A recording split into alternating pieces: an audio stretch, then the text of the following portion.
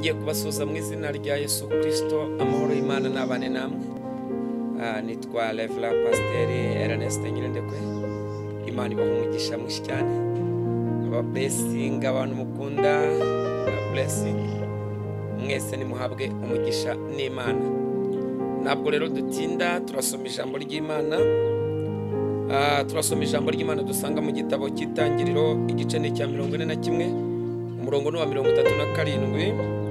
Umutwe w'amagambo uravuze ngo Farawo yegurira Yosefu igihugu cya Egiputa.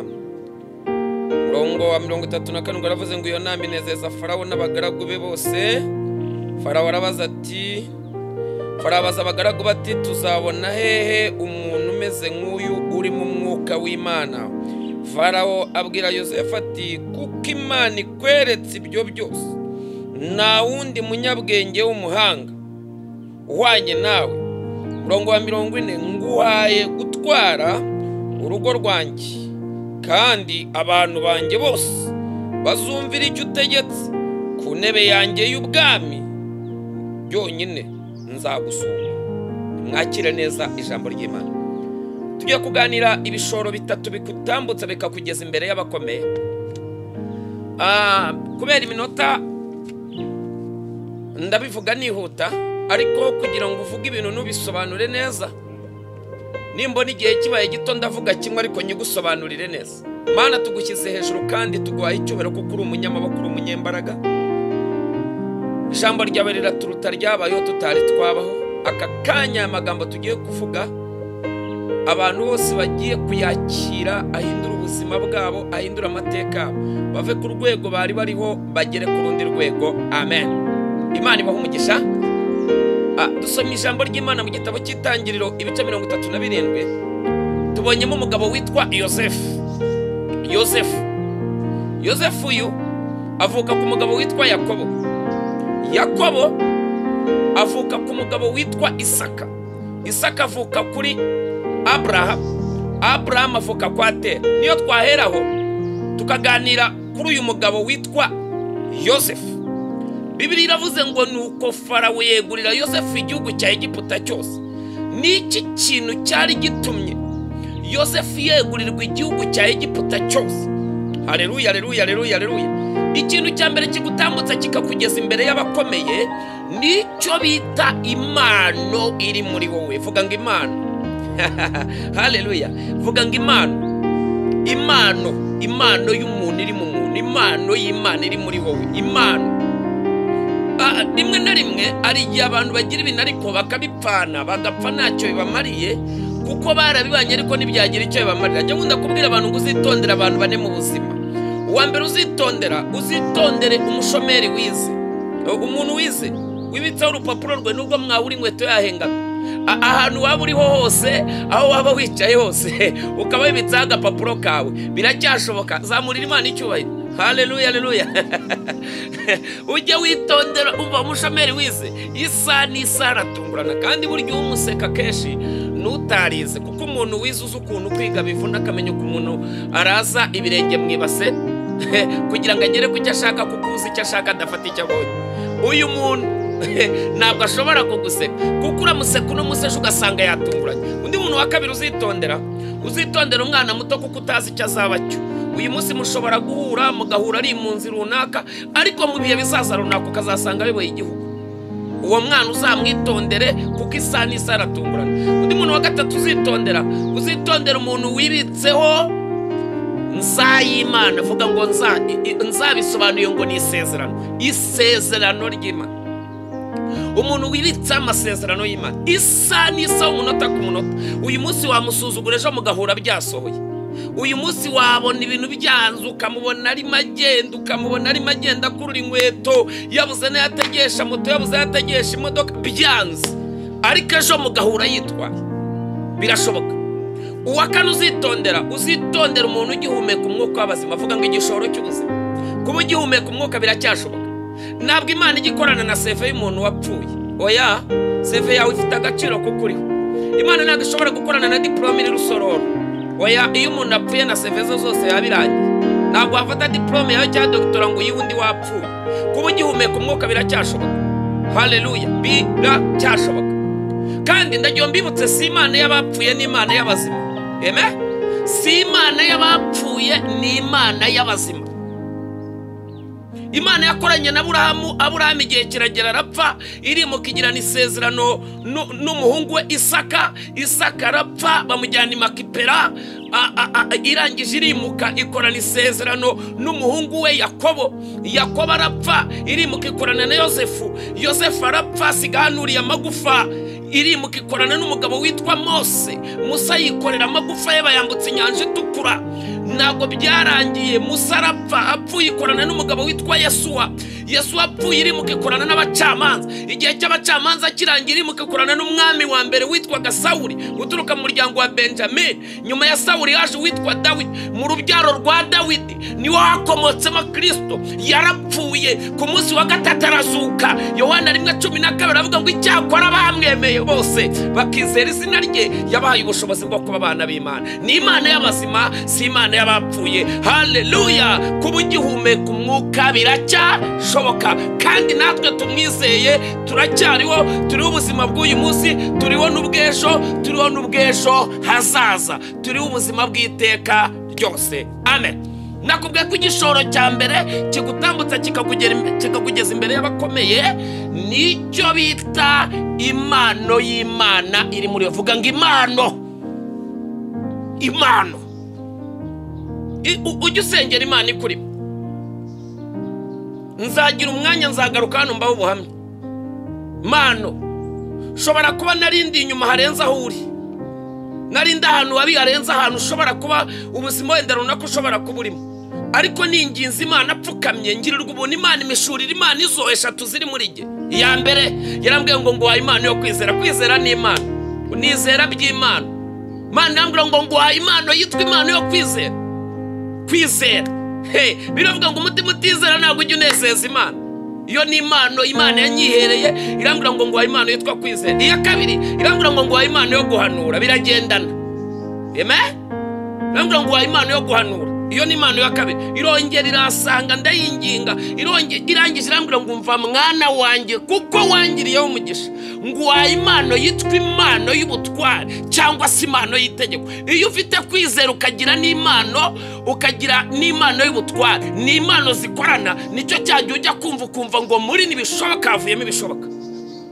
Izo ni impano nagiye nibonera zagiye zikora. Nabonye muri ibi biganza sida zikira.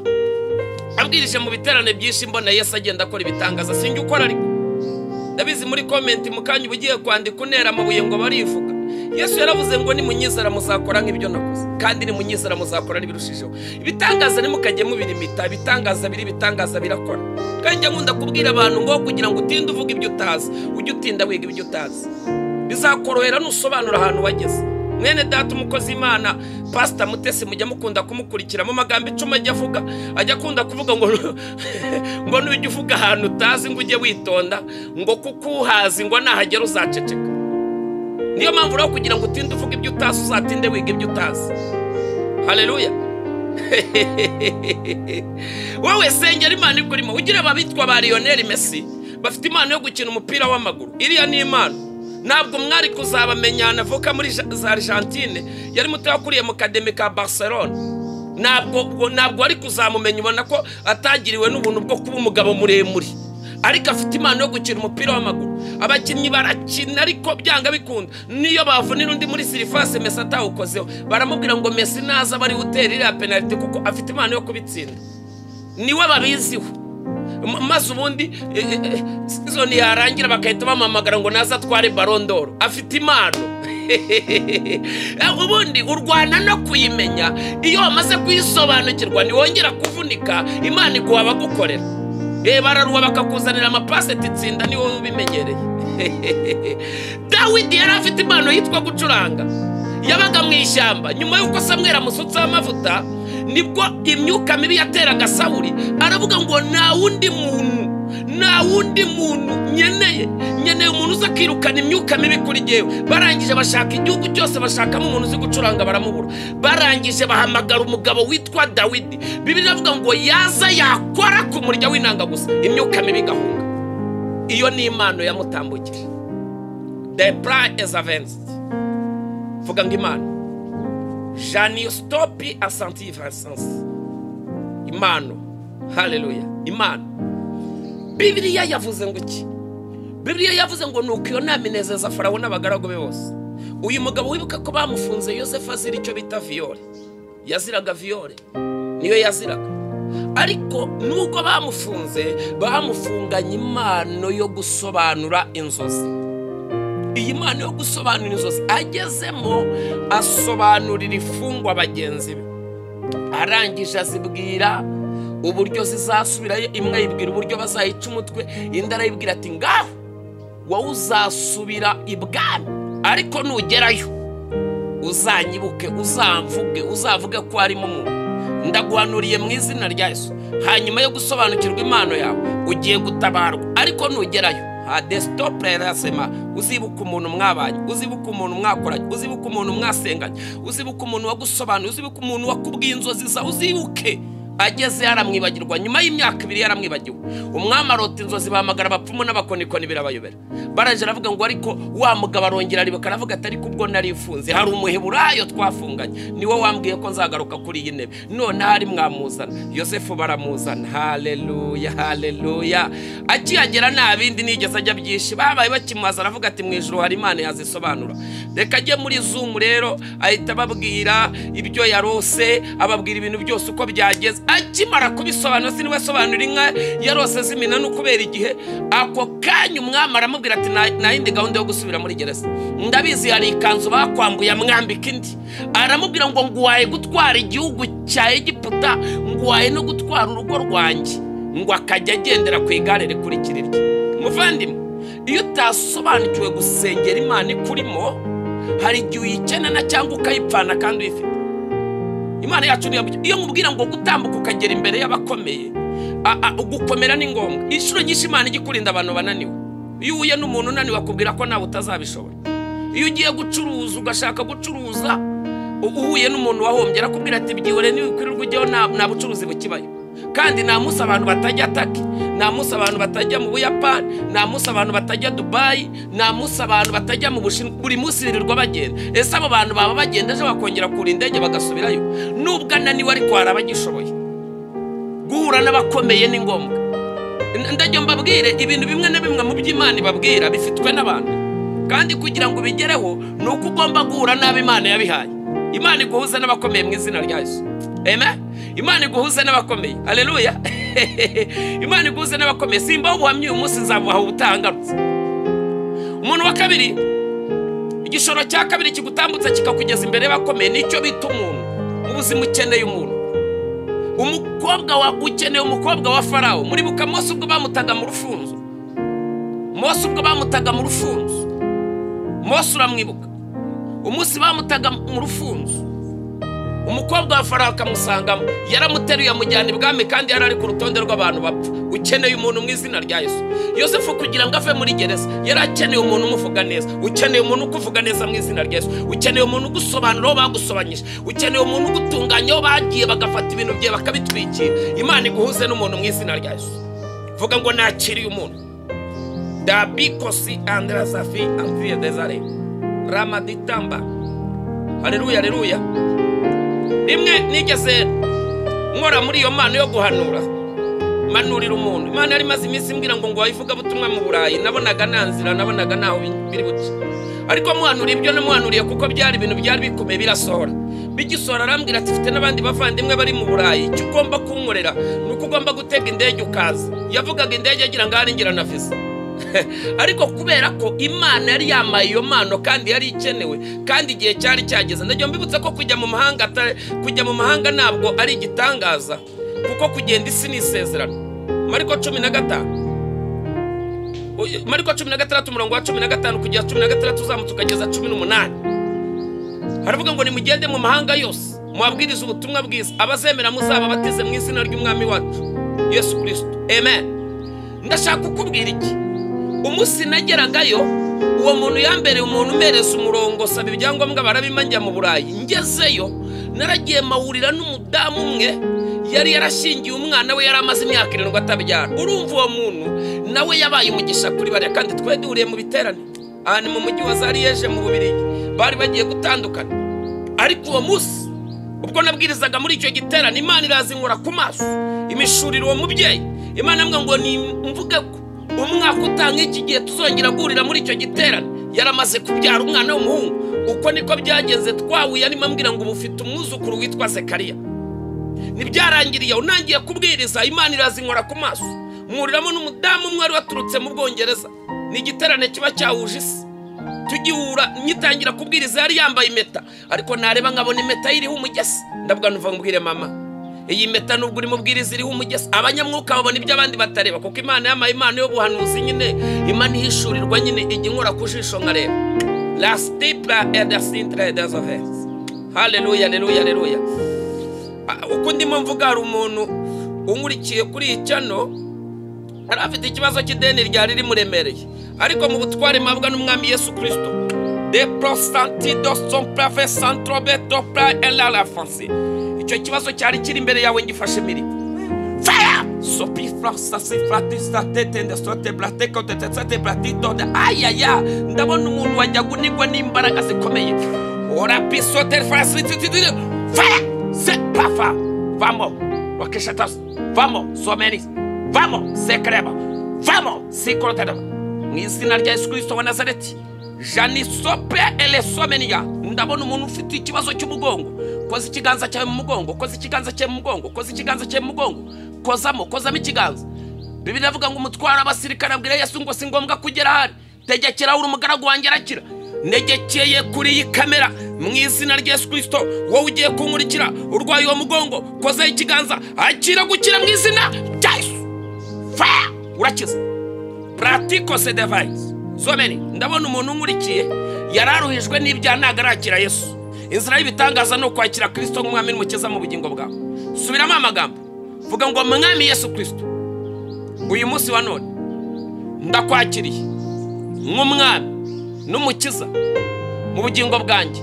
Kuri izina ryanjye mu gitabo cyo kurimbuka, uryandike mu gitabo cy'ubugingo buhoraho. Wereye none ahangaha ndagusezereye Satani, sinzongera kugukorera iteka ryose.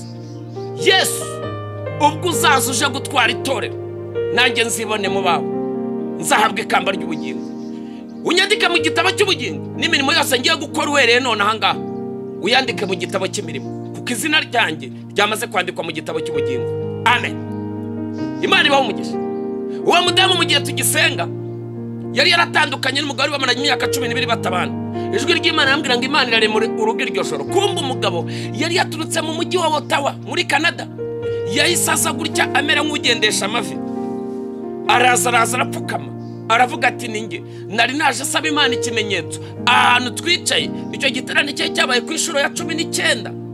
Aravuga ngo iri toro niryo nene narasezeraniye, nongeye kugaruka natandukanye n'umugore wanjye. Umugore wanjye ntabwo yari nigeze ashaka undi, nanjye sinigeze ashaka undi.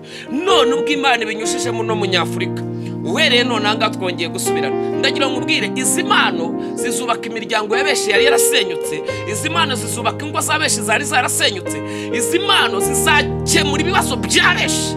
Dopra igihe kimwe nari mvuye mu mujyi wa Yerusalemu, ndamanuka njya ahantu bita Yeriko. Nyura muri ya nzira wa muntu yahuriyemo n'abambuzi, manuka kuri Yorodani nawe Yesu yabatirijwe. Nzamuka gatoya ngera Yeriko, abami ba kabiri bice 2 murongo wa 19. Ariya Elisha yavumuye amazi. Abanyamudugudu babwiraga Elisha ngo dore uyu mudugudu buryo uri heza nk'uko bireba databuja, ngarika amazi yawe ni mabi, ngo kandi muri iki gihugu imyaka yaho irarumba. Nimvuga aya magambo ningaruka nzabasobanurira ikintu cyateye uno mudugudu kuvuma. Niyo mpamvu ibi kashi mbyigisha, iyo nigisha umuvumo wo mu maraso mba ndimo nigisha imikasi 12 ikati ikiziriko cy'amateka. Biri muri bimwe mu Rwanda nabyo ugasanga abantu benshi murimo murarwana n'ibintu, ukabona ari urwobo urwana wongera usubiramo, ukayoberwa umugozi wa rugukuru. Iyo wamaze kwigishwa inyigisho yo kubohoka, ntabwo wongera kuba muri ubwo buzima. Uko niko kuri uyu mwuka ndawuvuma ni impano Imana yamaye. Muri ibyo ngibyo nahawe mwigisha kubohoka, ubundi nkakuruhura, kuko Kristo yashyizemo ibiruhura abantu. Megota ilabasina. De pra esine dromenist. De ora ebontisti kunse afari. Amen. Elisha arahagera. Uyu mudugudu wari warafumwe na Elisha. Wari warafumwe na Yesuwa. Yesuwa 3:26. Yari yaravuze ngo umuntu wese uzahaguruka akaza kubaka uyu mudugudu afumwe mu maso y'Uwiteka, ngo igihe azashyiraho urufatiro rwawo ngo azapfusha imfura ye, ngo n'igihe azashyiraho ibikingi by'amarembo azapfusha umuhererezi. Abami ba mbere ibice byaho 16:34. Bibiliya iravuga ngo ku ngoma ya Iyeri, ku ngoma ya Ahabu, Hiyeri w'i Beteli yubaka Yeriko. Yeriko hari ijambo rivuga ngo nizubakwa. Dore impamvu hubatse bigasenyuka, wubatse utabanje gusenya ijambo ryahavuzwe. Elisha noneho ngo umunsi yubakaga urufatiro rwawo Hiyeri ngapfusha ifura yitwaga Segu, ngo umunsi yubakaga yateraga inzugi z'amarembo ngapfusha umwerereze witwaga Abiramu, ngo nguko Imana yabinyujije mu kanwa ka Yesu. Uyu mudugudu rero wari umaze igihe kinini cyane ufumye, ariko Elisha akihagera kuko yari afite imigabane ibiri, kuko yari yarafumwe n'umuntu ufite imigabane ibiri. Uyu mudugudu Eliya yawugeze asigata uvumuye, ariko Elisha awugezeho kubera imigabane ibiri yari afite. Yari afite amavuta abiri, wa mudugudu arawuvuma. Ndashaka kukubwira icyanga, hari ibintu byawe byaboshye ukeneye kubohorwa n'umuntu ufite imigabane ibiri, akagukura icyo kibembe kikugeze imyaka myinshi. Imana ishimwe. Uwo munsi aba bantu barasubiranye, uwo muvumo twarawuvumye, amazi navomye kuri iryo riba Elisha yavumuye, naraje nyaho umuntu ari mu mihangara arasaba. Izo ni imbaraga nabonye. Ndimo nguganiriza ibishoro bibiri bigutambutsa bikakugeza imbere y'abakomeye. Muri bitatu navuzemo bibiri, ikindi nzakivuga ubutaha. Imana igumugisha. Ushobora kuvuga ngo urashaka gusengana nanjye igihugu icyo ari cyo cyose waba urimo.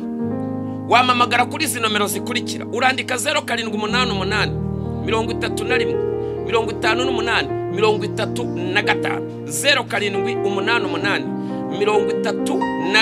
31 58 Reka ngubwire ngo Uwiteka agumugisha. Kandi iki kiganiro kubera ko nzongera nkagaruka tugasubukurira aho twari tukigereje, iki kiganiro ugenda ucyoherereza n'abandi bantu nabo bagende bakibona. Uko bakibona niko ubuzima bwabo bugiye kugenda bubohoka. Data mu izina rya Yesu Kristo, ndagushimiye ku bw'aya magambo, ndagushimiye ko unyumvise, ndagushimiye ko ubikoze. N'umuntu wese ugiye kumva rino jambo rigende rihindura ubuzima bwe, amateka yahinduke. Ni mu izina rya Yesu, amen. Imana ibahe umugisha. Murakoze cyane.